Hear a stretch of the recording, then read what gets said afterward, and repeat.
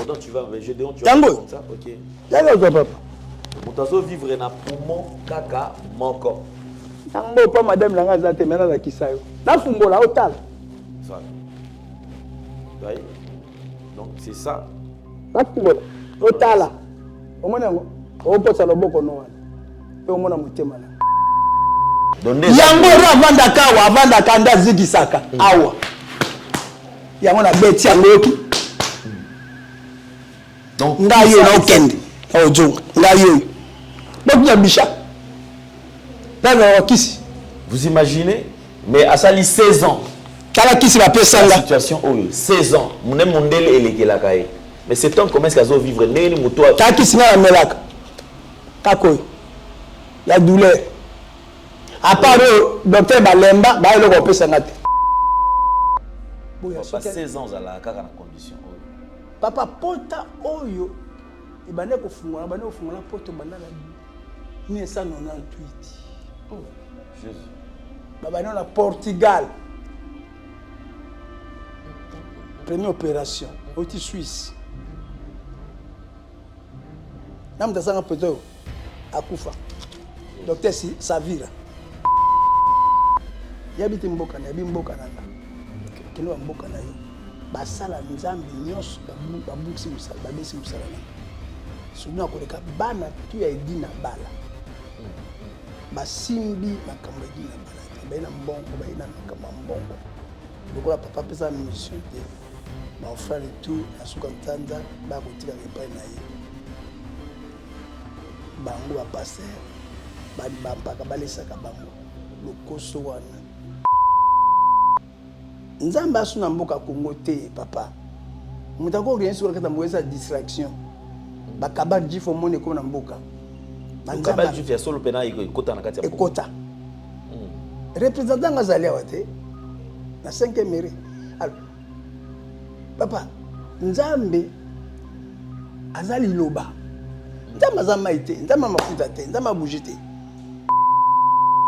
Mais Moussa Nzambe ka bino kaka yawa.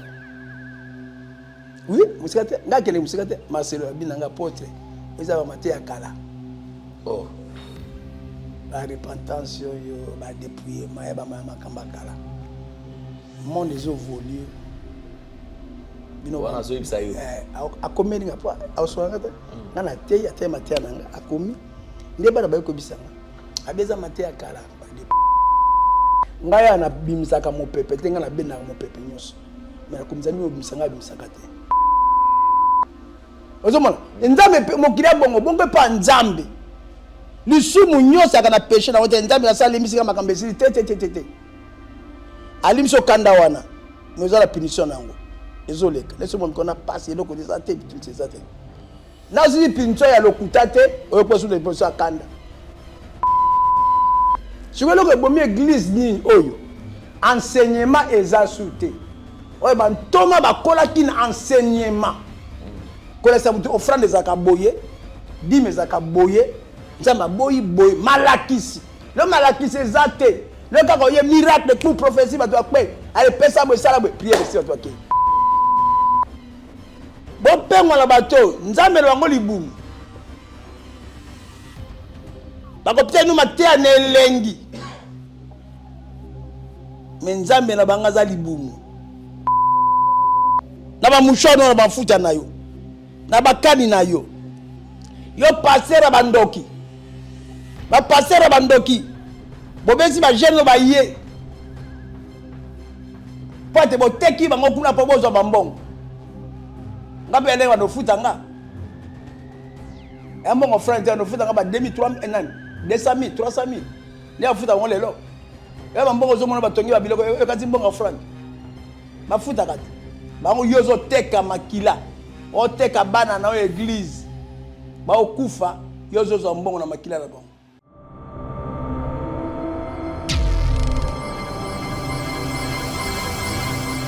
Vérité et réalité, votre magazine, mesdames et messieurs, vous nous suivez sur Nouvelle Tendance Télévision, culture d'excellence au rendez-vous. Nous vous transmettons les salutations de la part de toute la grande équipe. Aujourd'hui, c'est une édition vraiment assez spéciale, comme je vous ai toujours dit, et la réalisation qui sera signée bien sûr dans Immortel Kaniki, un serviteur de Dieu pas comme les autres. et Gédéon Loire qui est là, qui assure aussi la réalisation. Donc c'est comme ça que nous allons travailler. Clin d'œil spécial à toute la grande équipe. Il y a Corneille qui nous assiste, Jordan également. Alors parlons de la fondation Ndélé au cœur de la nation ainsi que l'orphelinat Famille du Cœur Christ Rédempteur. À travers cette opération, vous êtes sensible aux cris de détresse, vous voulez soutenir les orphelins, le veuve, les démunis. Pensez à cette structure et certainement Dieu va tous nous bénir. Nous parlons plus en images et on se retrouve tout juste après. Tango nyonso molinganga nazalaki komona baninganga na baboti na bango nanga baparent baza te vi nanga pasi. Est-ce que kokufela baboti eza lisumu? Kozanga baboti est-ce que eza lisumu? Voilà, naye kopesa bino message. L'orphelinat Christ Rédempteur et ana posa lisungi na bino. Tala musala munene ezosala pona bana. Tala musala munene ezosala pona bana oyo mokili etiki ebwaki. Mais nzamba atelemi na nzela orphelinat oyo pona ko encadrer bana oyo. Yaya lisungi na yo to nango posa. 1 euro no to nango posa pona mwana moko. Tango mwana moko alie nzambe ya bitike oya permettre ete na nzela no mwana alia akobosa na ote. Voilà message ya l'orphelinat Christ Rédempteur. Tu as besoin de lisungi na bino. Ba numéro za na se kota contact na biso assistance na yo et aux lisungi pona bana. Que le Dieu des orphelins a bénir diama mtu nyonso ja ta likanisa ko sala quelque chose. Peut sali yango zamba pambola bino.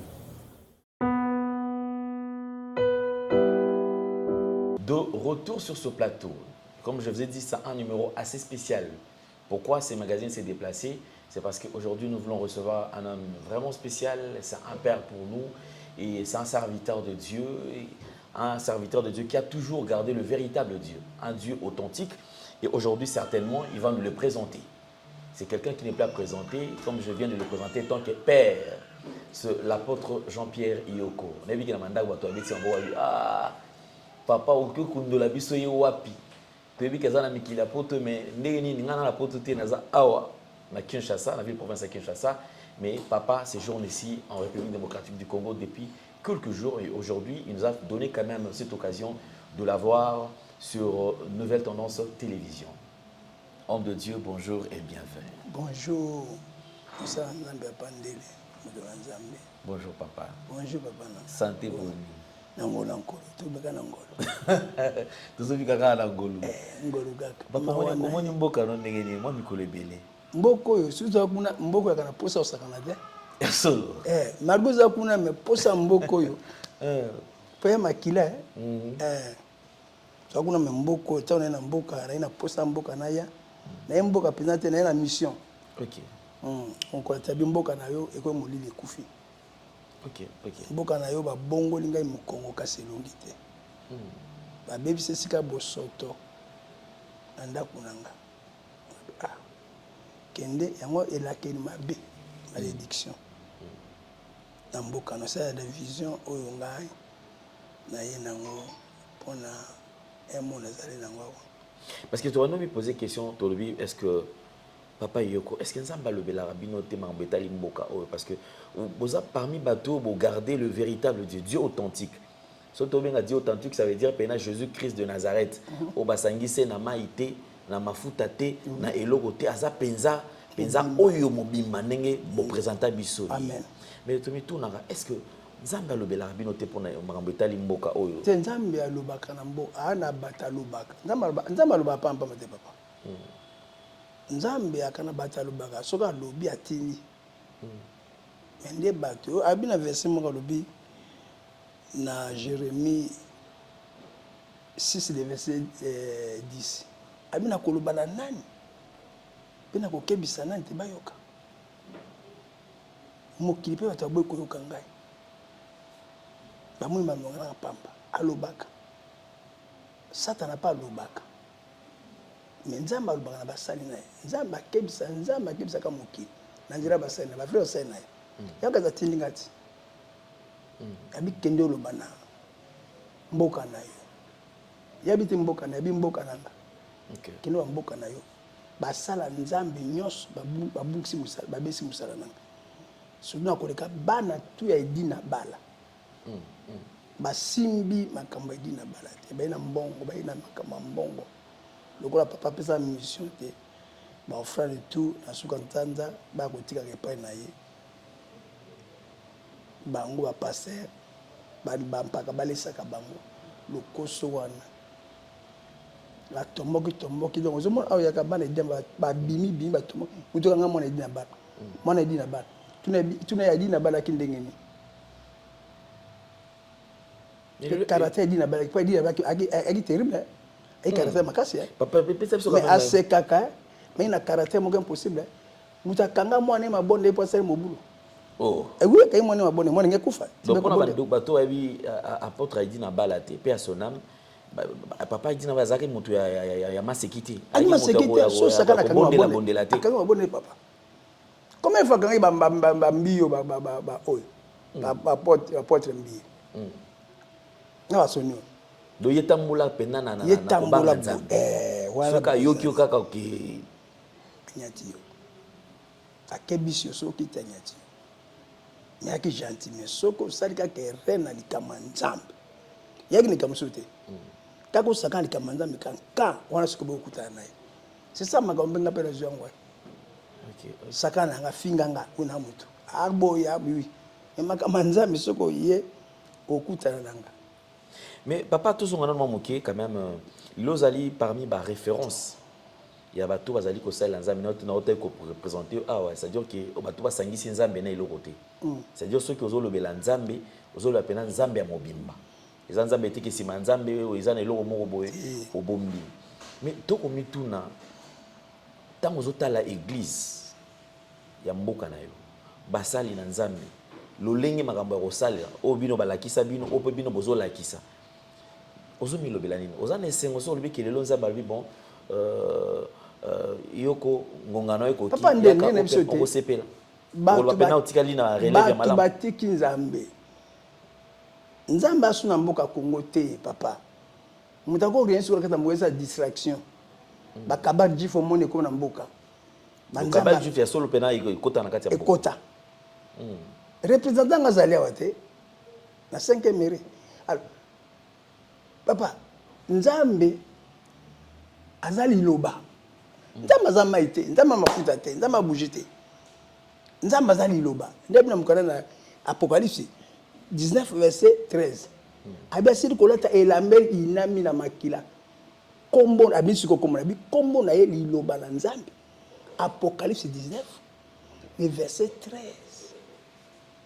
azamoto papa siko grâce wana nde pesibilité atali mbolingo na ye na ikulusu pe na misala saki pona bato ya mwa boma te nzamba liloba yesu nda za référence na biso de tokya makambo biso te tokya na makambo di na bana te tokya na makambo apôtre yoko te tokya na Jésus tout na Jésus yemoko tala Jésus yemoko yene référence na biso est-ce que mo boko a Jésus lelo na mboko ezali na te matia moko bote ndeko nangai bikeko ezali kata mitema to bongo na mitema pa kulta kama nanga dikama bikeko na kama bikeko zana kata mitema ko yo na kama bikeko zana yo na kama bikeko batiki nzambe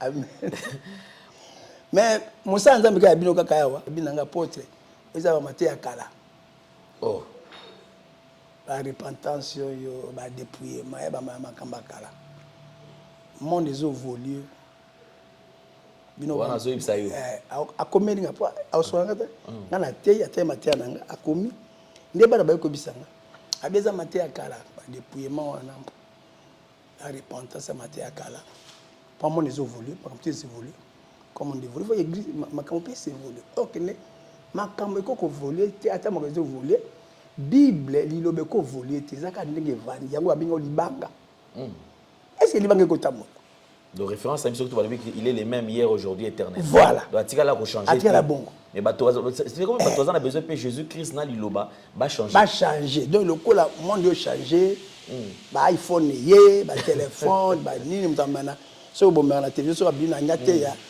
la téléphone et le ko pesa mobulu na kati ya 17 Pro Max voilà le ko pesa mobulu na kati ya loko diable a gagné biso na biloko mibale misatu na opesa yo oyo na tango ya Pierre akoke bango te pa biloko nezalaki te mais lokwa kombe comme na suka comme na mikwa suka abisi ko armement na ye oya makambo muke pa ozo mona basala muke bazoya somo ozolanda bazoko kama te bien que nzambe azali ou bien nzambe azali te nzambe azali lelo na kati ya kwa na kati ya Rien de tourment ba mingi na basala nzambe ba pasteur mandimi bato mabe no ko mona kwa ba saulu ba ndio siko bana lula ndi mama siko na lula mais tous les basala nzambe ba bina doctrine à Jésus azira bango kuna abina Ephésiens 2:20 ebino motonga mili kona moboko na bantoma pe basako ye moko libanga moboko nini Jésus ela kibiso Jésus Christ est un pierre angulaire ye moko libanga pas de zo tonga likolo na ye siko likoni misali zo tonga fondement ni zo tonga likolo na ye ne fondement likoni zo tonga ni. Donc avant tout il faut Jésus n'est à la fondement. Il faut à la fondement. Fondation n'est à Jésus Christ. Jésus Christ est Jésus libanga. So Jésus fondement Jésus zakat na yote. Ah Jésus bon fondement il y a Jésus ambaleza. Toi la de Jésus ba moto na Nzambe. To ça Jésus Christ de Nazareth au Pierre prêtre le bagete na acte 3 le verset 6. Abi palata na wo les alangate. Yo katiko fondement Jésus. Palata na wo les alangate. Mais naza ko peso yango ezalanga. Le topesa ka batu o ezala biso. Jésus apesa ka bantomo ezali kati na ye. Abi ngai kati na bino kati nanga. Donc j'habite o akondimila nga na kozala kati na ye bino pe kati nanga. Pierre pa bi na opesa yango ezala kati nanga. Pa Jésus za kati na ye. Abi na kombo na Yesu Christ de Nazareth tambola. Pesa le kuta tambola. Ni mai, ni bougie, ni mafuta. Ni mouchoir kaliloba ya kaliloba pamba odimi na kati et bimi mutatelemi c'est ça on dit na bana mena kibiso kako ni weso ka abi andi avane kaka liloba kondima ika ndima kaka liloba wana obiki yabo sabika yamo ndi ataba mai te adanga na bujika boy siko ningi na bondela ndima Nzambe akeki likona se tanga toma loboko likolo papa bakakatali be boson bata moboma est-ce que les zali telo ba comment lele comme si ko yoka na bato pesa to mbongo basa le comme étricage le fondement Jésus soki ezate soki libanga ezate na kati ya musali wana na église be libanga ezate Paul alobi na 1 Corinthiens 3 le verset 11. Abi mutakota fondement mususu te. Obele Jésus Christ. Oh Jésus, le fondement Jésus Christ c'est la parole. Au commencement c'était la parole. La parole c'est avec Dieu, la parole c'est Dieu. Est-ce que parole les autres ou sabbat? Oui, bah tu me mets sa parole. Ça peut c'est comme ça. À tout ça c'est qu'on a dit Jésus. Pas tout cas Jésus. On a acte 3 verset 6 Jésus ya parole. On a acte 13 verset 6 Jésus oyo ya mai na mafuta na ba bougie. Pas référence ça. C'est pas imitaka kankolo. Parce que ba tselo comme mususu bato la ndepo ba habite banganga basi ba kiba na komba Jésus. Alors pour te réussir sur bien sur bato, il faut dans ce qu'on a kombo ya Jésus. Alors fondement na biso et cause la prophétique. Ba miracle la parole en langue, ba miracle, tant on a un miracle, moi ba la parole sous exact. Alors on va dire qu'on a barjé na biloko ya prospérité. Matin moi makasi na prospérité. Et na ba bishop bani ba kombo. Ozomo aye nango. Il faut za na mbongo. Musanza mbuza na musanza mbuza pauvreté. C'est ça place bani kobuka sikoyo fondement ya Jésus. Musanda makoza la mbongo te et à cause de la pauvreté, face à la mituka, pas à ministre Dieu, à stade, à représentant. Mais bien watoté à bango que non que Musanda Nzamba za ministre, Sengela a mérité double honneur. Tant ba que non bo ils sont baza ministre de Dieu. Comment se comparer à un ministre ou un gouverneur? Mais comment expliquer que que classe la bungi yango pon ba bungi fondement ya Jésus zakata été. Alors siko oza lingoma siko Jésus té. Lelo za lingoma Jésus té. Lingoma Jésus ka batu 12 wana. Lelo za lingoma molimo santu. Ah OK, OK. Le Seigneur il bolimbo la bango pe malamu ki ministre o bolo ki baza ba ministre. Faut le lingoma ya ba ministre ya lingoma molimo santu. Molimo santu na kati ya lingoma eloko liboso na ngo ezali fondement. Ya senini ministère. Ephésiens 4:11. Deuxième eloko ye nango ministère donc apôtre yeyo. Prophète yeyo. Évangéliste yeyo. Pasteur yeyo. Docteur yeyo. Bango mitano. 5 ministères. Bango bazali sika moko. OK. Mais un docteur qui fonde l'église, évangéliste qui fonde l'église, pas ça libanda. Il y a ça gagnant d'âme. Évangéliser à même bango na kati voilà. Pas ma camarade pour la libanda, ande ngo prépena y apôtre. O ya za fondement, o zo tia siko moboko. A tia moboko siko ya Jésus, bango bato aki tia moboko. Moboko ndi amoni akini ni repentez-vous. Bongola motema. Eleza te. Oyo musape akeba keba. Toujours quand Jérémie, na verset moko Jérémie okebisa, ba kangi na isaki jikilia. Abi yo lokolo tie bidok pona ko liaka bana ya bal. Yo ba okanga yo. Muna tie musape. Ba okanga yo okene ko sa bungu pa Nabucodonosor na Babylone. Il y a ça qui Jérémie na kati. Pas vérité, c'est kata prison. Babiso andele na na ombo kanganga. Pas kuna alo ebimi na pote bandiko bima. Otia sur repentance te. Otia sur lisumu te. Tika mtaza la libre, pour Jésus a akina sa kufana kenda. Mouvement otia biloko na so otoka kati ekwana 5 ans en prison. Moi c'est kana ndimi okunda okende. Pendant tika ngopete. Ko banga ezate parce que les abisika vous allez ko fana. Lorsque vous opé sabino déjà que ma directive à suivre les alibo et par exemple dans l'évangile, ils en a makambe belé fo bolongola. Bolongola. Toujours par exemple bozo télé avec que non msusu pédérasme homosexuel et tout comme ça o bango ne kuna ne bisika ezuteli pe bako ndimango ke bango sengeli ba pratiquer yango nini sexuel wana yango dezali manger blanc pas bayela ngango na okoma kuna so erekozala. Oui, tu es parce qu'après, ils ont juste première partie, deuxième partie, nous avons un témoignage parce que vous avez un témoignage vivant. Oui. Na okoma kuna nde bayela kinga. Donc au moins mandi ozana avant matai tumbeli fa asangana mwasi. Pe asangana position ni. Faut azana mwasi anda fa zape na mwasi ya mobali. Pour puissance utakami na miss na biso. Nous avons besoin de la gloire et de la mona qui est. Ba porte za mibali. Izana C, iza A. On est sur mon place. Bandok ba maminga na motolo. On peut des imports. Tant la simaki kiss na mnoke na cimetière. Les places qu'on a mona qui se côté. Toi na deux mondes. Monde on est fumé 18h. 4h45. Bakoti. On a ce monde de bateau, c'est la Satan. Et ça Satan. Siko na bango batrami na butu. Na moi ezaka ba piège pas on doit ça ba piège bato bakanga basaka ba gene pe ko lukaka. Ko boka ba maladie, ko kanga ko boma na moi nde sikoyo makaba sala ki na butu. Bako sango siko na wata siko ba piège mon petit mon na tsaki ya ndele awa. Azu maladie ngote asala accidenté à contrôler. Et si m'était pour la nuit. Na buta osoma siko na réunion. Pour dire dans la force ndegeni a za omi plutôt présenté. Omi portable ba France. Bon ndenge di français té.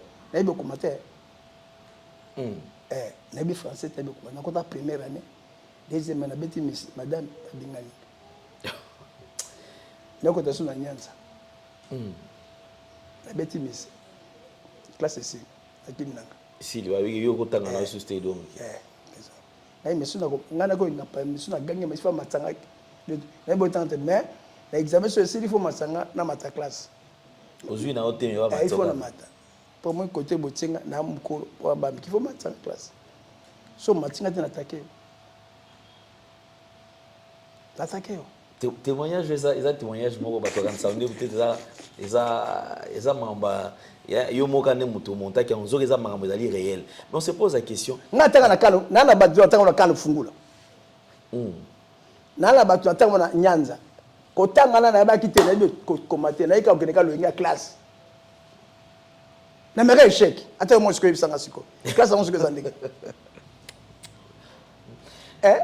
mais na musala nzambe elo ekamisa bato mutu ayebi kotanga te mais musala nzambe pe moboko eza bible il faut ozalaka na yango eloko expliquera ndenge nini vraiment beaucoup c'est Saint-Esprit yem dans la Bible le Saint-Esprit nde mutu enseignaka pesa verset boy loba boy liboso na banga ke pour mongona yo ko kangote ni na message siko obando banga okalisa peut-être msuzu za bamba lokoto lingolo nakaza oyo diable te lokona kimiye ne makama nzambe azula nanga kate tabi mara na mutabite yanga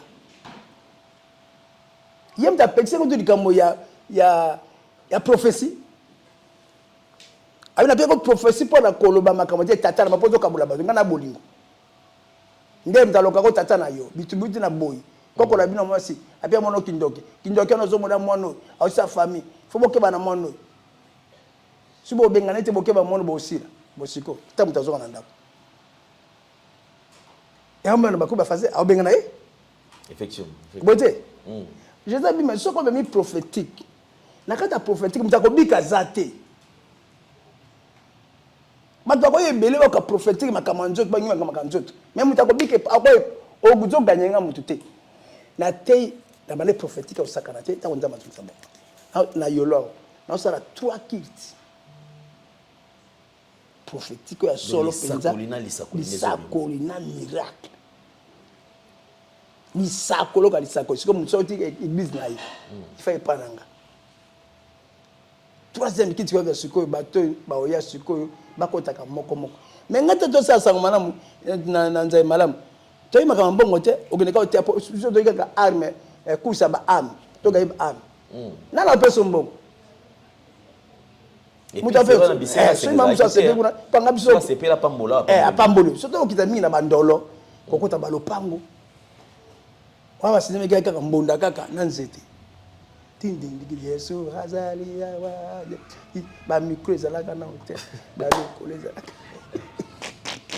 donc mutu sala nzambe penza na motema moko mtatindi ete fotambola makolo mbongo pezate mbongezate okay ote il faut gagner donc dimanche wana esengelo ko faut présenter bato yo gagner luto sa makusi il faut na bima na 5 milimo sur la bino en 5 na otika bango te golandela ba siko tana wana olata ba bikana papa ta na kolanda bango wana ndia ndeko pambola biso oye bonde na famille na mondo mago apese moi oyo mtakolela na wasakola lela kusakola mwende zalaki so alinga apese alinga pete obino papa maman nzambe merci amen église ezo sa to malakisa bato te makambo kende kusakola kuna osenga mbongo te asa made que yene kusakola kuna osakwa sa o prophétiser te to pe na ibedio na ko prophétiser te njoka ko prophétiser zalaki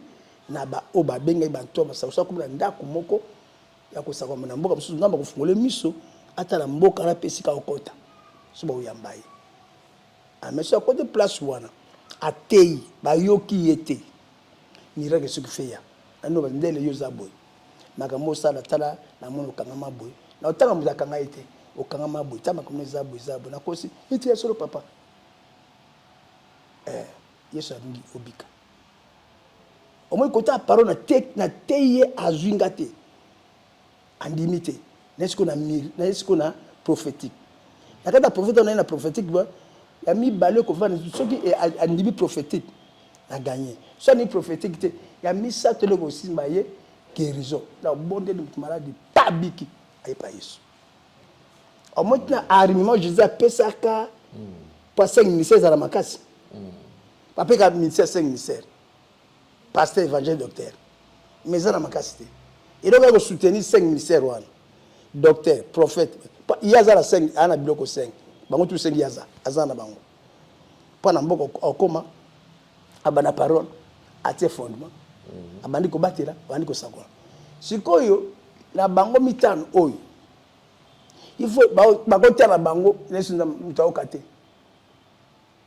allez tant mutaoka te eloko ko ya kwa liso benda mutu pa nkolo ya mo yeso ko ta mo yeso sa ate ya te sum tabiki te ayisi ko pa eboso on nom de eboso atelemi mukaka ta sango ekei nini atelemi singa nini afunga miso nini allez batu baye témoignage ya bato ne bandi ko ya ko benda bato tange benda bato tango ya wana parole bavandi ami misa ondengeza misa de bongo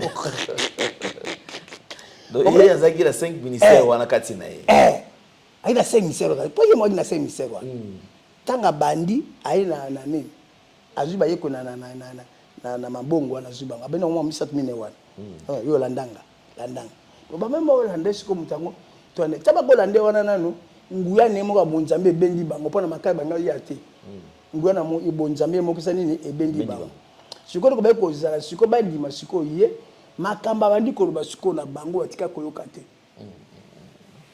deuxième baba vanda andi ko siko ba miracle mari ba do meki 7 démons ba mwene gazo agangere kala uganga atelemi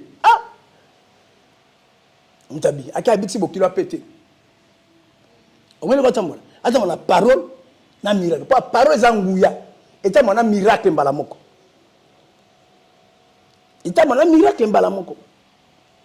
c'est ça ndenge les alaki prophète akina parole bobongola motia botiki nzambe no bal bo poto e basiko na za na nzambe botia ngombe moko mo eza basiko na miracle libosa sakolaki bopona le mutu boko salela soki bala bokele pa bala soki bokele pa Yesu ay siko ngana besi mboka te tozo siko mangombe balitia biso na batu baya totala nani aza nzambe soki moto okita mutu aza na nzambe tumambika o moto okita te aza na nzambe to kati ba kingo to bomie ya moto mo jaba disa kata mekingo pa ya bomai kuna na abomai na kuna ne bande kuna amen par exemple évangile qui nous évangile à parole c'est que bar Jésus dan Jésus nani Mosakolo ya le couteau acte 13:6 ba benga le bosso le comme nani Mosakoli ya le couteau deuxième nganga kisi faux prophète ya mba tout bazoka la prophétique ba bi de mutu alingi makamba lo bele makamba. Ok, il prophétique qui pona bongo te. Ba lo bele makambo, sibe comme so lo bele makambo opese mbongo. Munenge omoni fundene ye. Avo kuta nanga mbongo. Avo mamo so ko ngori nyanga nza otena machesi.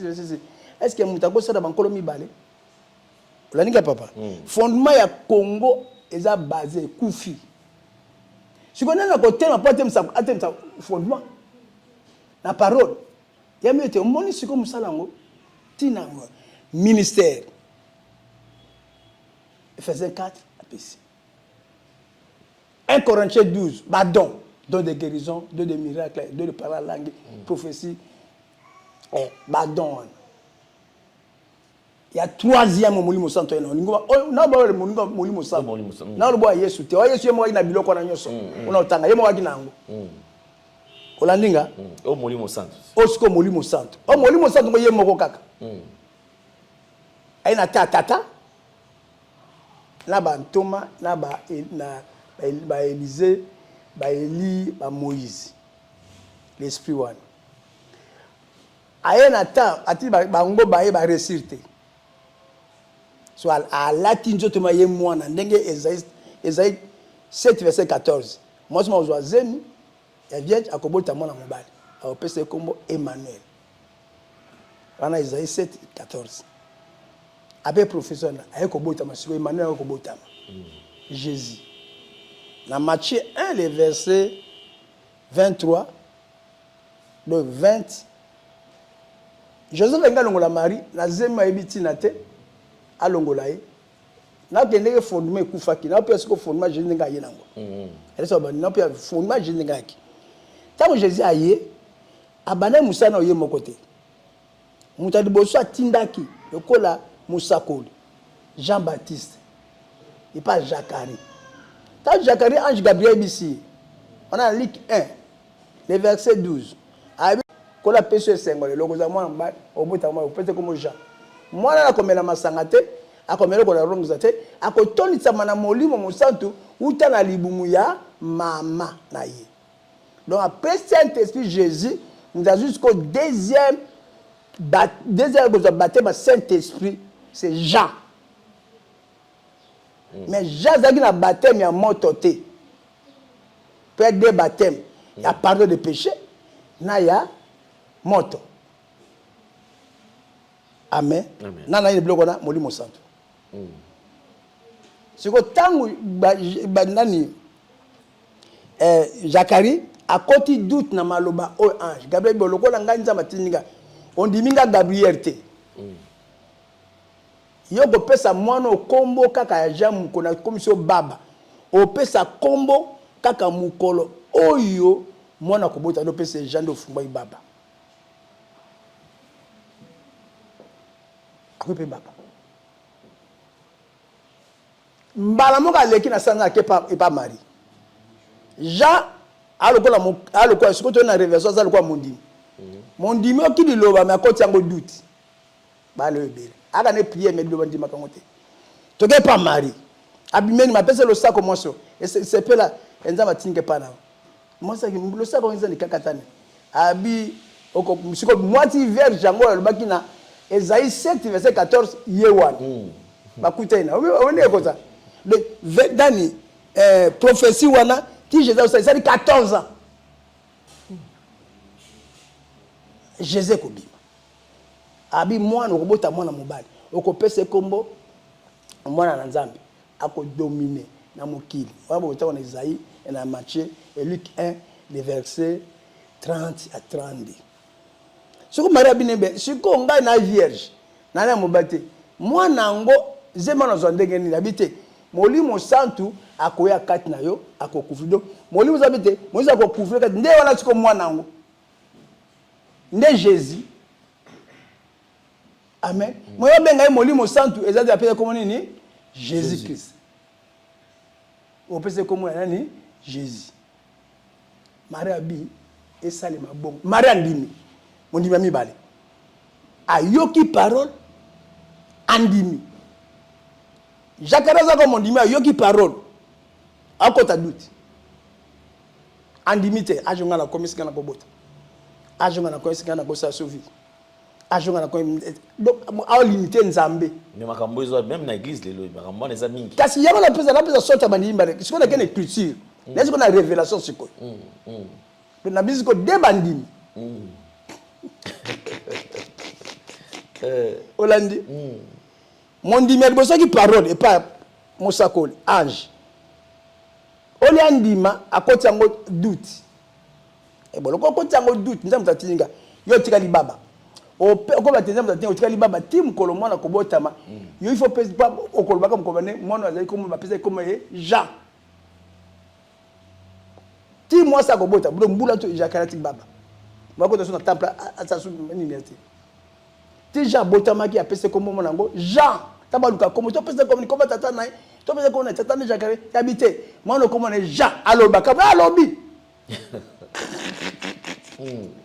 Omoni ay tage pa Marie obota mwana mobali akozala mokonzi akodominer bokone wala suka te akobenga mpata mabota abi mais ngai na mobali te na sanga na mobali te na vierge zeme ona zongoni habite molimo santo akoya kati na yo akozipa yo molimo santo ngo sikona ni ye wana Jésus Nzambe panza ma molimo. Amen. Siko moya benga ye kombo ya molimo santo ate abi kombo ko pesa ye Yesu Kristo. Maria lobi ezala bongo. Marandi. Enzimine. Amen. Tant Jean kei A Marie qui s'en côté pas Jacari kuna pas Marie Joseph Azou kuna pas Jacari. A qui s'en ma nani Elisabeth a comme la zemi. A qui ne ko tala yi. Tant que ko tala yi ko kota ka Marie a koti. T'as la connexion au Jean-Baptiste Azouaki baptême ya pardon pe baptême ya moto. Des baptêmes ne connaissent pas Jean-Baptiste. Tant apesi Marie, apesi Elisabeth Mbot. Oleye Marie na libune ningana. Elisabeth aoki kuya mwana ningani. Eh? Pe mwana ato ça moyo ça. Tant apesi Yesu akoti kaka tui. Akota chapeau mwana na vanda. Na kata chapeau mwana zakana mai na makila. Moi mai wana kaka abatize. Oh là. Amen. Amen. À la tête, Moulimu Siko Santo. Abatie Moulimu Santo. Ok. Ya Mouli Jean-Baptiste, il va qui est Noki. Personnellement, il y a Zongina. Donc, Maria a une mission. Il y a mon PC mission pour moi. Moi, n'a pas botami à coller à côté des âmes. Et moi, la zane. Joseph, il faut la longue la moi non. La longue moi sur. Azan Dumba. Dans les sanganité. Mais comme la zeme on dengeni. Marie peut moi expliquer. Est-ce qu'on dit maka raté? Non. Et tu as ça na mkomo te na muki. Zeme aka ndengo sa mobile impossible.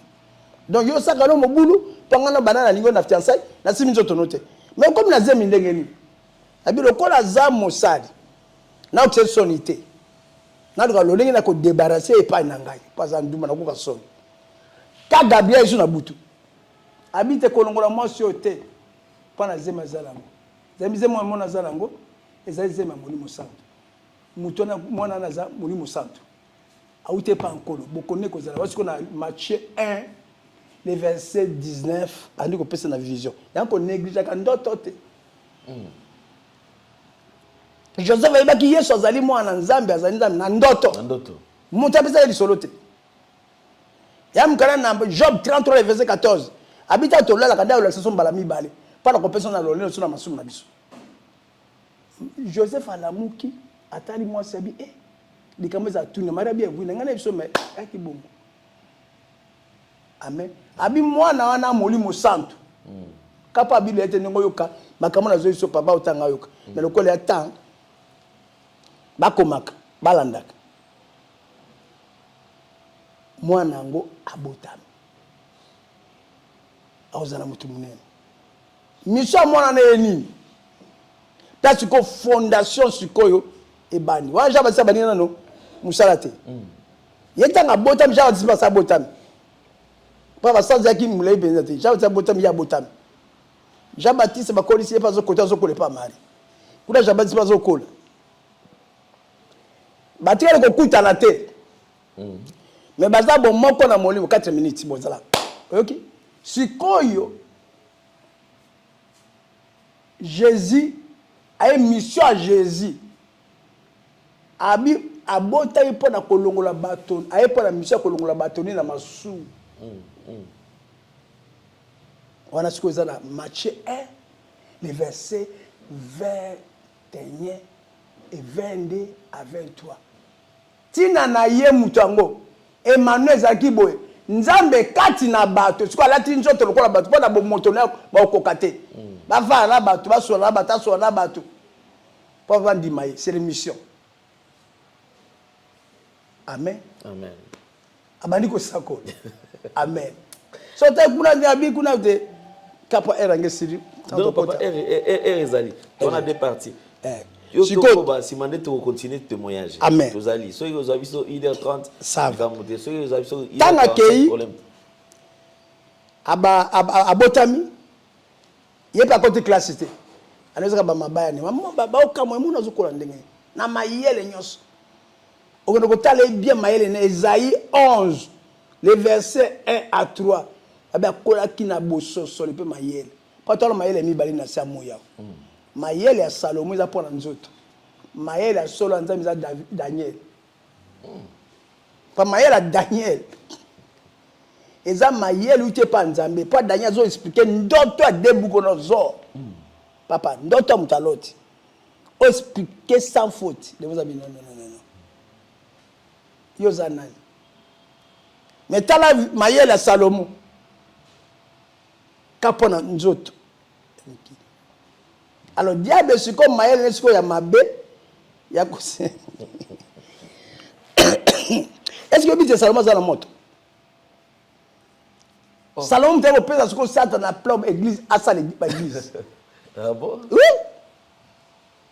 faut moi là papa Salomo za la moto Salomo te ko yambola te soka yambolaki na baso azwaki ona 1000 wana akamati mbongo apambolaki na offrande akopesa ngo banzamba bapa pa bebo bala banzamba bapa ya te po bala ka bino Salomo to bala mosa basa bapa abata moko te Israël kakabasa penso ita ko mukolo bakiko guma mina banzambe ana lelo ngala Salomo guma minzamba mobimba boya babike ko la bango tango na zako bona nzamba meminga abinanga bikeko lelo ngana boyini na boya ki Salomo na moto pa guma mina ki bikeko wana lelo pe mokile guma meli bikeko ekeko aliboso oya Nabucodonosor oya bakite sobo kofuka melango te babako la moto ekeko aliboso mokili moto to ko linga mokili na biloko na yango aguma melango kwa bina 2 Corinthiens 4:4 nzambe na mokili oyo apengwisi bato miso ko na sangmana na nzambe te alors entre deux bakonzi wana Satan a gagné mingi oyo nzambe bengaki likolo lokoso ya mamo mbongo ya Jésus avo sakura bi ayisa ba yiko na bi mutakosana bankolo mibale so kolinga moka koina moko so kolinga moka koina moko so kolinga moka kotsela moko ese boko sala nzambe pena misolo mamo pa mama za misolo lelo batosa su Jésus te basako to monde babimi basa lelo mamo Marie la Gweni oyo catholique babengaka Marie na bari mama nza mama Yesu Sainte Vierge yenda sibisko espace l'air yenda zo contrôle scolaire yenda zo contrôle scolaire ba église elle a que sa puissance le quoi bin muta 5e amen si vous savez pas to gagner bateau moi bateau zo ke pa Yesu pas to gagner bateau il faut que tu sapes l'église na biso mais l'église que ça ka comme balé il y a prophétique tout ça peut miracle tout ça peut nani prophétique miracle na prospère mbongo pendant à Colombon diable pas diable ko liboso na boka ke na loleno na commerce nyoso mo kilo dem ta contrôlant mituka banda ko a commerce que ko tale bien na Apocalypse 18 le verset 12 à 14 na kata commerce zo te kana bato on te nikoleka bato ba te ka ba pumo ba te ka babe bare ba organe hello toi te oh diable mais il mo okanga ye ba sombi wana bakolera papa ne na bongo ya na mutu mo de lo biloko bo yazo tanga pote bato so ba tele so nazo fonde e yo mo otanga amen ola ba biloko na pesi yo mo otanga so que ça dit tanga problème na mo na otanga problème et puis na otiela bango voilà ba verset pour bazana facile je kon kola lobi na mukala 18 le verset 4 te asanga na langwisi bato 8 ya impudicité na ye pena misolo ndi pesa balongo sikoyo posa ya nzoto matériel na mbongo c'est ça armement ya makasi kolobi na 4 18 bolongwa bobima na ye pote bozwa etu bokufa te na ye bozwa etumu na ye te bato nanga bobima na ye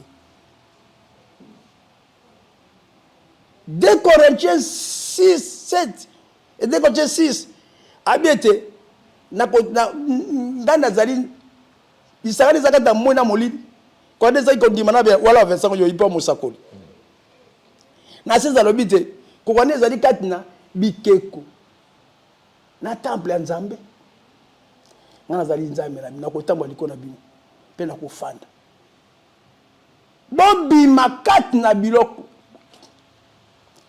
mpe bokabwana mpe ngai nakoma pas travailler na Abraham fa Abraham abima na libota ya tata abima na mokili ndenge eloko mimosa kati na apesa esiko mboka apesa mwana est-ce que lelo basali wana déjà babimi mpona komi fo bukana un mosa nzambe aza moto orgueil te ana bagarde de corps aza moto orgueil te aza moto orgueil biso bato nanga bakomikisa na 1 chronique 7 et 2 chronique 7 le verset 14 soki bato nanga bakomikitisa mpe bakobondela mpe bakolukela ongi na ngai mpe bakomibongola na banzela bango mabe kuna nakolimisa mboka na bango nakolimisa mpe nakobisa mboka na bango elozango mpe banda lo miso na nga ebandi kotala ndako ndako wapi azotala oyo tona boka bato te ne nzoto oyo ndako wapi ya liboso première maison le cœur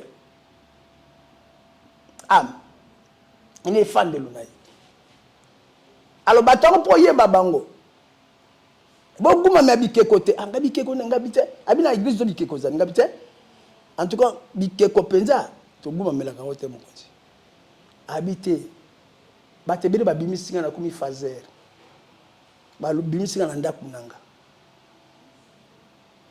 batie bikeko batie bikeko nayebisa mpe ekeko ya liboso eza mokili oyo bikeko ya liboso eza bapiège batie siko bato nanga basuye esika na bule nanga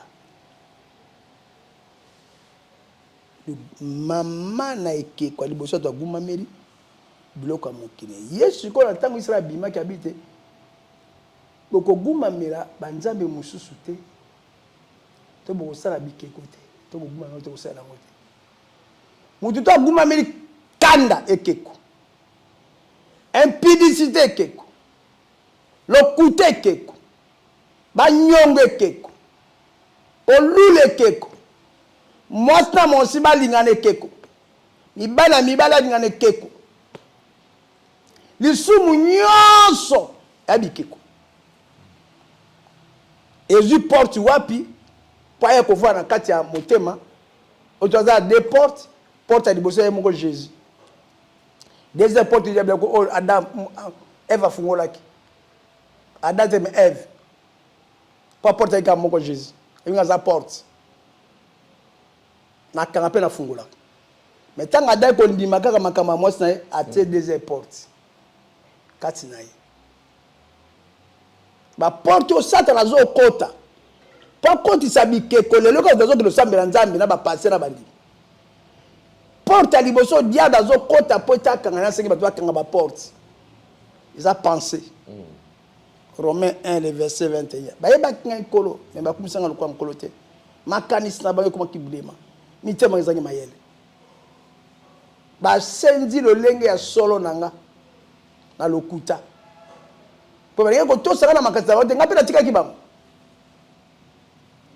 anotanga sikoyo bato yango bapense aye na bapense yango lisusu na mikolo ya suka aye na 2 Timothée 3:1 à 4 moto alingi marglamu ne moko koleka nzambe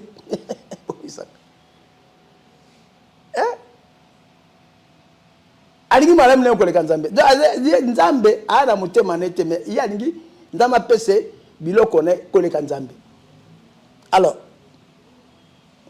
porte ya liboso jésus bolingo esengo kimia motema pete boboto galate 5:22 boboto bon polo kanga motema mibe kote manga zate oba la Kristo so kote abimi odi kote Jésus abimi porte wana aye na Matthieu 7 le verset 13 abota baza kota kapote obaza kata nzela wana baza ebele na loboko na mwasi baza ebele donc oba to balandi mokili na te mokili zo volé ba bazo volé porte ami baleza di Jésus yango eza na 7:14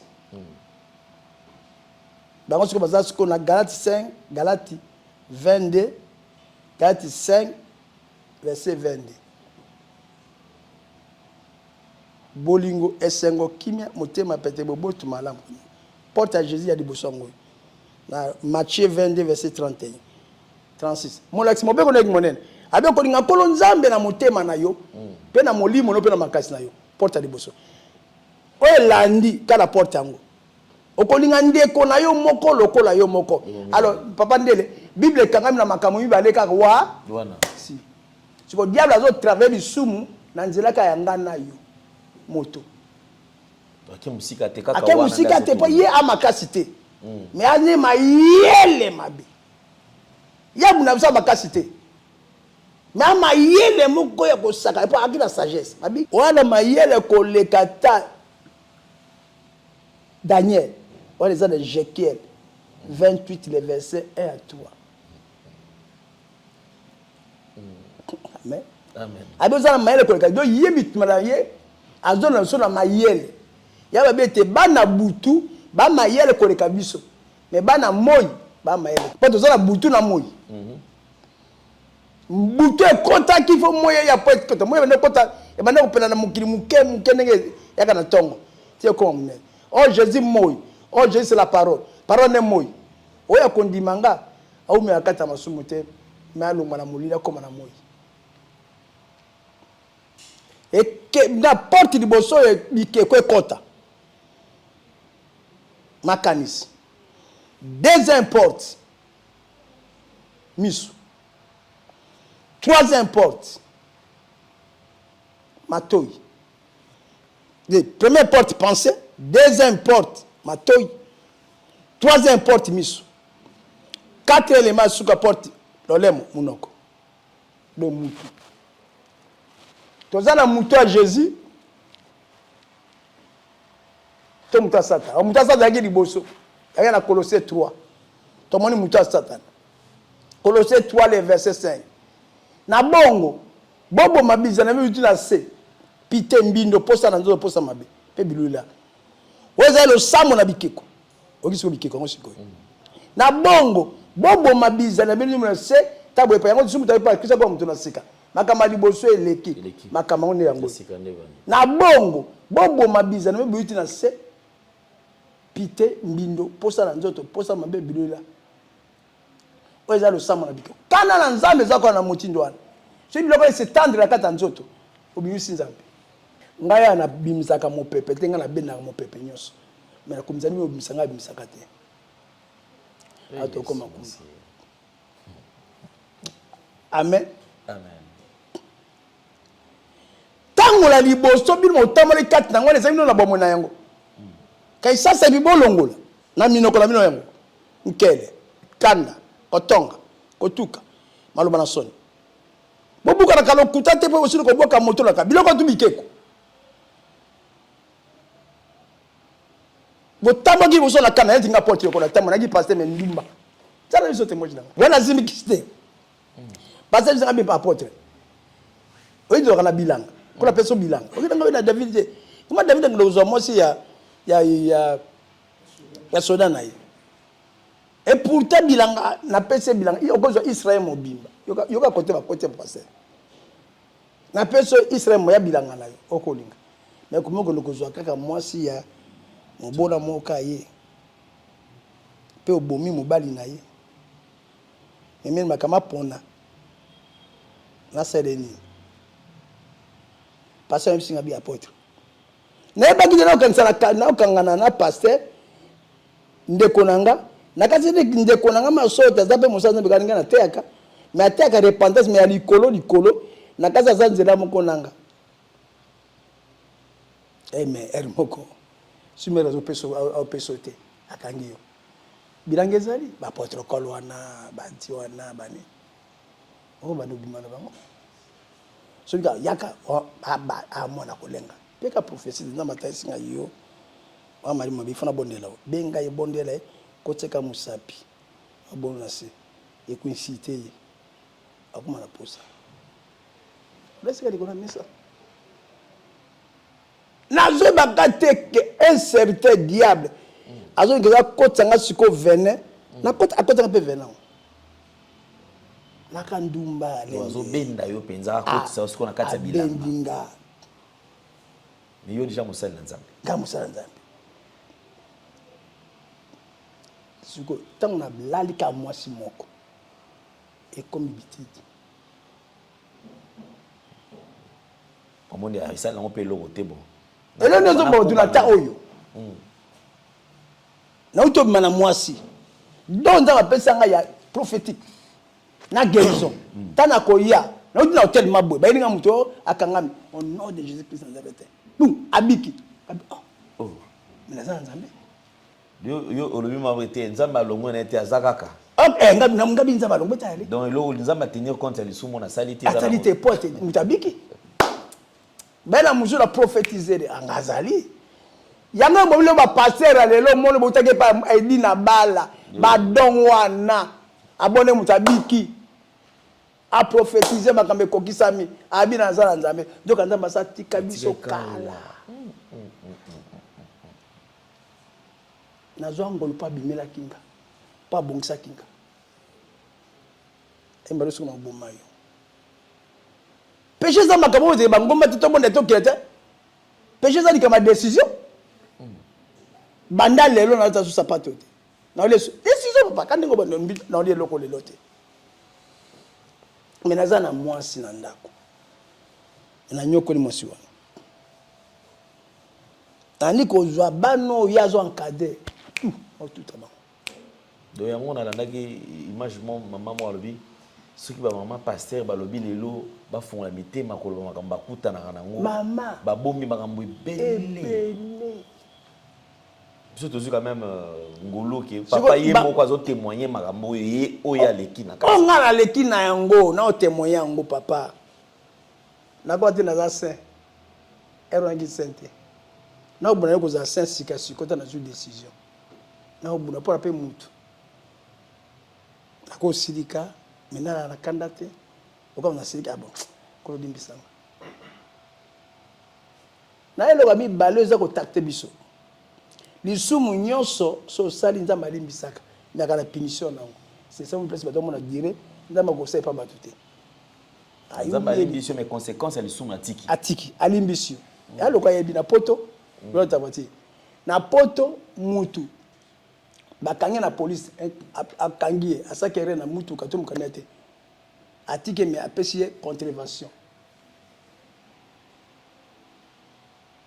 Il a dit 150. Mais c'était. Et attends, quelle voiture na yo? Mais il faut fouta péché wana erreur na yo contre 150. So boy o futite imati. Lobe kuna imati. Si eko ko mati na 10,000. Bota ba yelo na ndako papa. Biloko tout eke. Ozomona, nzambe mokira bongo bongo pa nzambe. Lisumu nyosa kana péché na wote nzambe na sala misika makambe sili te. Alimso kanda wana. Mais la punition nango. Ezoleka. Laisse-moi me connait pas c'est loko des athées tout ces athées. Na si punition ya lokutate, o ko sur les positions kanda. A pardonner yo. Eye lisusu. O a besoin de silité. Écoutani. Ezokeni. Bazasa bilo ba ange. Ange a punition ba osala boy. O a boy e pele sisi na onté. Kuna kuno impudicité ye e bakisami. C'est ça ndenge nzamba tambola. Tu okoma étouffé. Tu okoma étouffé. Erwana. Soki liwe zo kan. Diable a kota pela otala ba péché oyo et tumbo ba péché oyo. A récupérer. Abi obi enetika la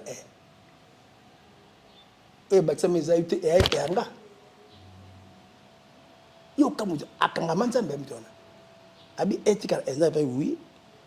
Dilobi fetika la Matthieu 5, verset 38, 36 à 38. Elle a dit qu'elle a air. Oui, Baksamak, il y a diable. Si vous voulez que l'église ni oyo, enseignement est assuré. Oui, ben Thomas va coller un enseignement.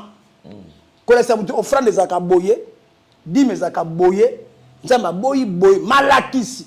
Le malakisi est zate. Le cas où il y a miracle pour prophétie, va toi quoi? Allez, pesa bo sala bo prière sur toi qui. On va faire ton enseignement. Abina mukala na Jean 6 verset 46, 45. Abisu boye pour la koye kola. O koye kola pas tata au mona bokonza du kolote. Koye kola nini? Pe alonga te kokonza du kolote. C'est l'enseignement. Pierre Rabbi Paul Pierre Rabbi to tongami likona beaucoup antuma tanga zu ba baptême na bango ba enseignement bomoko okabola li papé prière mais la prière s'avancer la parole le ba tongi prière koleka atika parole le fait na chasser moto wana moto verset moto tumaka batezate na Bible babakisi o muduna komaka moto so sali malamu na ndeko na yo o salo mabe o pa spécial yo no komi moto tawi yako ya ayako lo kuto sikola moto ndeko tumbaye mbiso to yoka ngolo na mais oya moto tumba moto ndoki akufa yate mais papa yo yoka ngote et kasi enseignement ya satana oh do mambo ça la mangana za mamba ya nzambe ta enseignement ya satana mais satana to zo ba fait dévorant to bandi otumba exact si ko tuma solo ndeko twasila ndeko twasila otumi ndoki le feu tindeli otamuna ala manger ndeli ala bangi bien asiki tendeli comme ça ngapi depuis to anda kotumba banda kotumba ka bakomba na bazozi kate tozo munda komba te ya makambo ya to munda nde komba molimo ya molimo to kana komba nzoto te kwa ça a besoin nzoto te ça a besoin âme na besoin âme on côté komba zali ça a besoin molimo ça pas besoin molimo et ça a besoin âme il pas besoin âme komba spirituel za nde wana komba za na ya makambo nzoto te o moto tumbaye takundiye na nyatiye na boaki non je crois on va chuter avec la première partie parce que tu continuer na phase de témoignage hein, pour tous 500 millions sauter. Amen. Alors je crois que papa tu na lingi parce que les a mission oyo yeli. Oui. Na personne thème na ngate na yeli. Oui. Na linga message ngo la personne na pesite. Oui, na lingi o nazo parler no bikeko nzamba lobaki nanga. Oh azoka mabondela batu te solo. Sur la copola. Ça me donne à prier sur la copola. 2 Corinthiens 2, des versets 15 à 16. Priez tout, oh, qui kozali, et matakate. Un espace bakangagam. Ok. Merci beaucoup, papa. Je pense qu'avant, tout qu'il y a une phase de témoignage. Il y a au moins des visions. C'est là carrément. Mon corps. Vision qu'à la parole. C'est Jésus. Mais papa, tout ça là. La mission Oyoyeli, je pense que Ebele va se détourner dans la face de Nzambe. Va pisi Nzambe mon Congo. Pour na lokoso, pour na bien ya mon kili oyo. Biloko na bosani tata. Impudicité. Impudicité peut faire des kati na bango. Nanga quand même on s'adresser d'abord na bango. Serviteur de Dieu oyoye bozana kati na elanga. Mais oui que vous allez la souci ya tata te, otika na mission, okoma na libanda. Et qu'il y a un message au apôtre Yoko atamboli na onzamba pesi. Na lingi quand même bande quoi on s'adresser na bango avant tout kota na phase mususu oyo kozala ya témoignage. Kola pambolo papa. Nazaka mogangi lokola Jean. Amena aka centenière nenge Ézéchiel. Ézéchiel 33 le verset 7. Soki na koloba na mboka tuna mutako kufa soki okebisi bango te na kotuna makila na bango na loboko na yo ne soki okebisa bango mutako kufa na masumu na ye akokufa na kotosu makila na loboko te na kotuna makila na loboko na ye moko naka mutu aka bakengeli na kamuta ba ministre etonde bakengeli Ézéchiel 33 tangana papa Ézéchiel 33 nanga zona utanga bonde molimo na nzambe zo fulu kisanga donc na utinda kana lobaka na mwa lokola uteya te na mwa lokola lobate Ézéchiel 33 le verset 7 alobi Ézéchiel chapitre 33 7 verset 7 et le Bible. Et toi fils de l'homme, je t'ai établi comme sentinelle sur la maison d'Israël. Tu dois écouter la parole qui sort de ma bouche et les avertir de ma part. 8. Toke 8. Abina peso maloba. Tomina ko boma mboko na ko mamuto. Yo kendo kebisa bango. So kebisi bango te. Obi obombo ke ngo ko ka frateri pa bayelo ba enveloppe bayelo mbongo ngadi kamute so mutana kufuna ko tuna makila na ye epai na ye lelo makila ya bana nzambe kufuna ba pasteur ba faux pasteur ba pasteur na maboto za des sortes de pasteur na Romains 7 c'est 608 et 8. Quand je dis au méchant, méchant, tu mourras. Si tu ne parles pas pour détourner le méchant de sa voie, ce méchant mourra dans son iniquité et je te redemanderai son sang. Yaka. Mais si tu avertis le méchant pour le détourner de sa voie et qu'il ne s'en détourne pas, il mourra dans son iniquité et toi, tu sauveras ton âme. Merci. Vision na ye onko la teni na yango. Amen. Ngaka na loba. Makambo etikeli sima ye moko. Te ba se repentir, ba bongwana. O lisumu nyonso malédiction. Amen. Passez yo kanga bien. Et deux ba sacrificateur. Et lilingi na kondima na sika. Abina match na Apocalypse 5. Le verset 9 à 10. Si mon zolinga Malachi 2, 1 à 3. C'est ça la mission. Apocalypse. Nangana 4. Apocalypse 5. Chapitre 9 5. à 10. Verset. Apocalypse chapitre 5. 9 à 10. Ok, 9 à 10. Et il chantait un cantique nouveau en disant, tu es digne de corriger.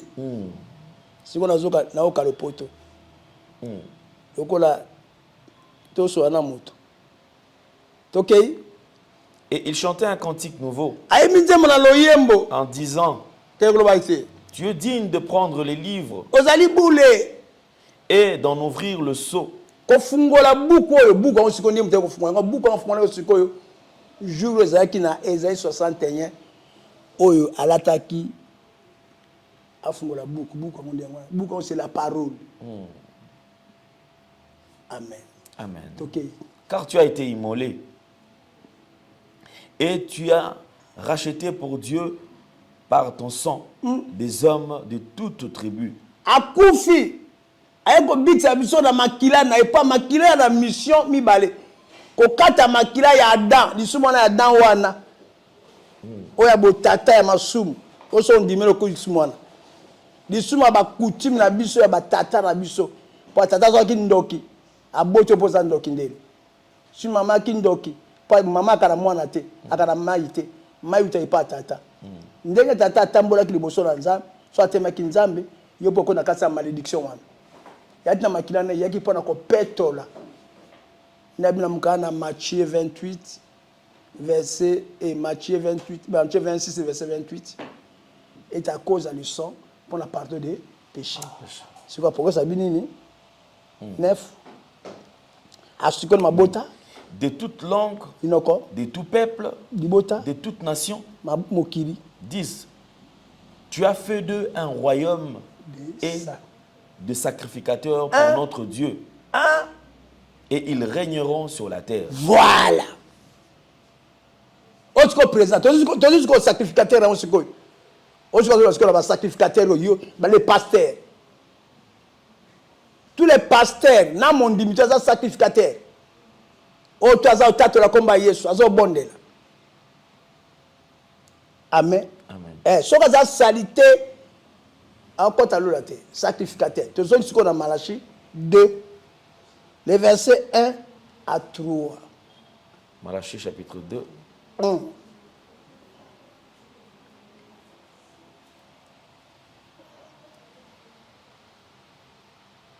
Malachi chapitre 2, versets 1 à 3.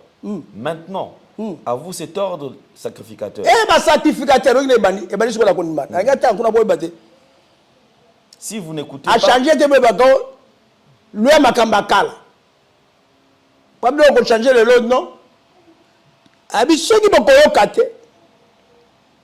Okay. Si vous n'écoutez pas, Si vous ne prenez pas à cœur de donner gloire à mon nom, il dit l'Éternel des armées, j'enverrai parmi vous la malédiction et je maudirai vos bénédictions. Oui, je les maudirai parce que vous ne l'avez pas à cœur. Voici, je détruirai vos semences et je vous jetterai des excréments au visage.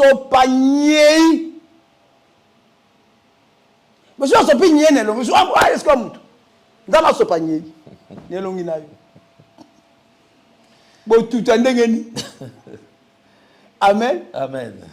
Ok. Pasteur, tu as des choses à pasteur. On a maintenant quand tu as beaucoup de nicolo, n'a pas besoin pour la maboum. Des sortes de la sacrificateur.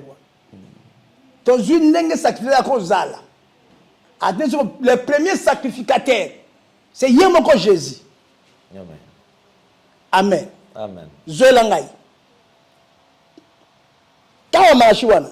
Zolangai. Modèle. Yabiso. Vous saurez alors que je vous ai adressé cet ordre afin que mon alliance avec Lévi subsiste, et dit l'Éternel des armées. Mon alliance avec lui était une alliance de vie.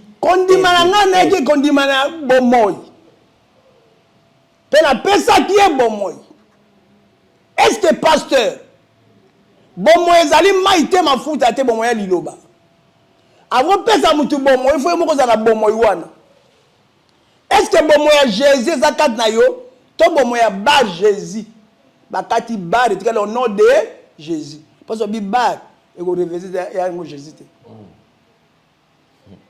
odoguma mera Jésus Christ de Nazareth ya Pierre tozo guma mera Jésus bar Jésus o musakola lokuta babenge bala Yesu bakati balo wana azikaka Jésus babomaki miso na Paul.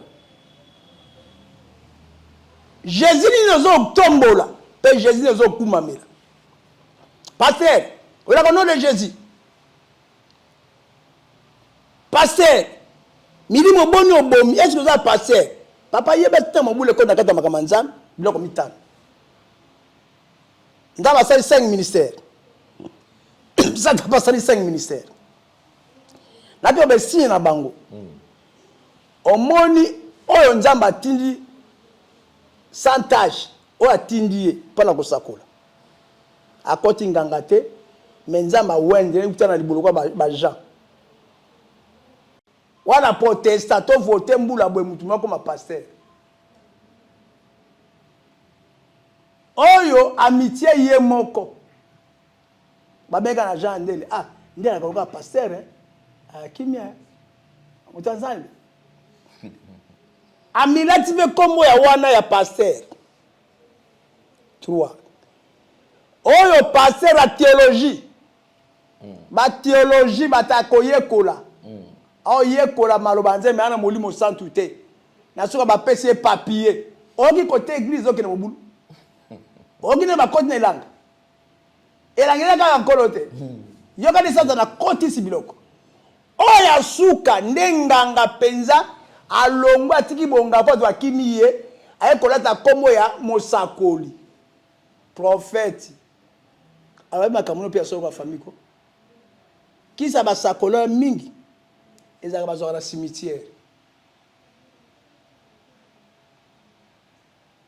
Et pas pour Berger. Alaka mutu. Amen. Amen. Ko force ba passer ba poni bango. Mina force ba passer ba koti classe. Te. Oyo ya passer nzamba bingi. Passer mwan oya tei bato na ye. Batomboke li papa na bango. Oli akambongo ye moko. Tobima.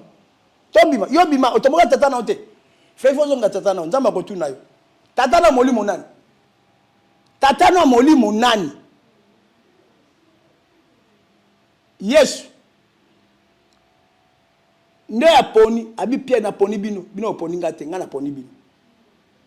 baoyo bazali batoyo abani musani na porte yoko ala tomboke la porte yemo mtazoli mbongo tomo te muna ngote to souffrir trop akanyi mo ile ma 4 na 4 église aluki mo ba mitu kolango na kata bandako abandi Yesu azali baluki lopango Yesu azali awo bandi ko benda bato so tu wana menza ba bengi ete basali ministère mbonaki Yesu bebe nakala Yesu azali awa ngapela zana na eloko la nzambe ngapenza malobi na ngai atomboka itata na ye akosa église lelo ba église ala kongela o ba tomboka bato sengi abengi wano wani musala nzambe bango to zala ba église ye pa bia ndelo bia kaye moko moto to kende po moto to buto ka kune papel to ka koto to ka bulaka nyobo la ka mbongo esi o yo kaye moko ba sero to bombi la kaye fo to kende yo o mi yo o mo dira ka bien yo bo yo bo na do to kende papa ngana mo to kende tanga fiancé mususu aka lokola dance satana ntiaki ba démon o abwaka na bango ba kei ba telemeli sikoyo o babimaki na ye toza ba mi ya papa na ngai te to bini bona keni mabe lokwa botomoki o bo maybe no so tu ala kena beze ke ba sa bango coin to ba bandi Yesu azali ba yibi pe mo ndambo kuna o bango ba memaki batake so ndambo kuna kote mutu kote papa kuna kote papa ikauki baye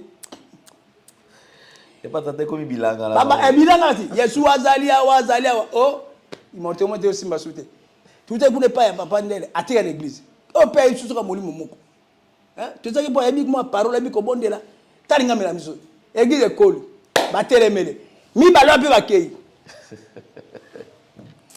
mi bala papa bato baye sikoyo moi presque bato siko bakisi nde wana tanga ute pa papa azana moto ya bimi moto etikali abana moto siri tanga bando aye moko moto bandi kokita ana eloko te Yesu azali awa Yesu azali batuka 4 5 baye ango ndeka baye bakei baye otikali 4 baye non oyo na okufa ale ukianga nani nganga natala mtumona bagoluka moro bagoluka bageba meteki amen yanga makia lukela kata église lukata tumi balé to ne ne baza siku garde foi no bendo siko ba omoni bakomi siko ya misata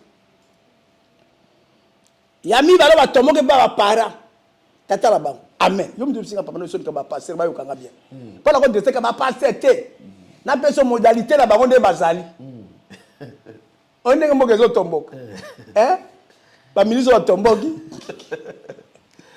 alléluia amen ti bango to mele so iseng bango to ko ba église ba église be gele musika te na kpoyo ya bifungolewa na mo akwe kuna muso abandi na kuna muso abandi kida tanzili kuna aka wana pa ayebana ki wana ba mo na pe akende kuna ayebandi ko fingana mateza la siko ya nzambe mbwakela molimo mabendoki omon me passer mimba ya misato passer oyo bato ba pomier théologie te catholique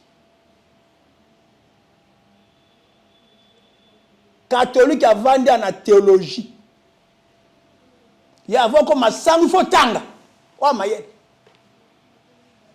amen oya suko yo ndenganga molobi mobomi na bato soloka amen nganga ina biloko ne abongango atikeli chef coutumier aziblo ba tata na ye pifa ko rapote ba passer wa ko tona bona bango na ba fi ba ibilo ngezo kola ba zo mbongo ba toka ba pesa wa ko pesa ka ngamo pe na ko pe passer ko mo bikola si ko bikola ba RV7 akepe na mo théologie aye ko mo 3 ans to mo 2 mois aye siko siko pa la tsabinote azala nzambe siko ando bikola abandi ko kwesa kuna nzambe azali yana mission te pa bato babika ye mission ya zombo matériel omene bazali siko bango tu bakoti na kati ya elanga ya yesu abite oyo fondement ya Jésus ezate aza nkolote na 1 Corinthiens 3 bango sikoni bazo rien siko na kati ya église banganga batomboki ba théologien oyo amitié bango moko na oyo ya solo ya nzambe oyo ya solo ya nzambe akobunda bato oyo ya mingi te mpo na vérité neti nga boye nati na fulu te bakata 4 c'est souci na nga liboso ya yesu to meta bato milimo balonga na gagner olandi est-ce que pasteur o gagner les sumili pour atteindre la culture sur le vanter a otuna molimo na tsai 4 na yo o yelinga milimo boni o gagner milimo boni pa futa yo akotuna yo mbonga pesa ki wono zo pa bato esalele nini akotuna do pesa ki yo esalele nini e gagner bato boni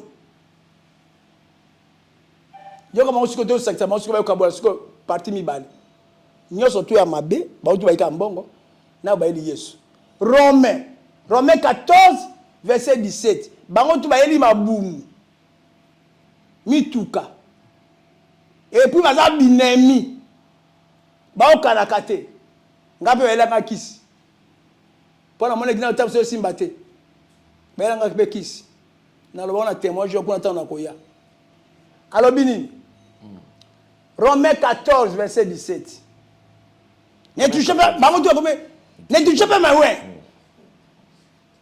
ne touchez bango tu ne touchez pas ma ouais ola ke mabe ne touchez pas ma ouais ni ouais zanani ouais akanani ouais ndo mabengi ouais akanani yom to za tata molimo ko za ouais ba ouais ba Moïse est OK Romains chapitre 14 bon konza likolo ezali kamona kolia pe komelate verset 14 17 oui 17 car le royaume de Dieu ce n'est pas le manger ou le boire mais la justice la paix et la joie par le Saint-Esprit oyoki o nzamba bengi bon konza likolo papa ndele ezali kamba kolia pe komelate mais ezali kamba molimo molimo alataka te aliaka te molimo alakaka parole les véritables paroles avec la pratique ce qui li molimo azoli liloba nzambe te la pratique te elimo na kokola te ezali bosono satana okanga ye na ba porta okota miso ya kolula porta okota matoyi ya koyoka porta okota munoko porta motema ya susi ya mbongo susi ya vie ya poto ya biloko mokili akona susi ya lola te ko sata mo za susi ya biloko wana akonta ba voyer ba passer kaka ozo mona oyo baka ba évangéliste pour organiser sur satana ba amo nzambe ba passer nzambe bomsa ya solo bazali oyo solo bazali siko ba passer o mona minene na ope bo mbongo ba ko ba ko sa évangile pour organiser oyo solo ba yibi pa nanga o te na sote ba bomaka évangile sole kundama ba gaye mokili ba ko me fe pa nanga natanga na bango siko akombo ya kate natanga yo obiaka wilte olakisami wilte kana pakola pana zombongo epena pesa kabato oyebiango te ngapo te omona oyebiango te bongo na motema bato combien pesi wa wili wana epozi wa wila epena epa sango sama bomili ngoma nkolo catholique bozi wa musha kule pa na bango bozi wa mayo beniti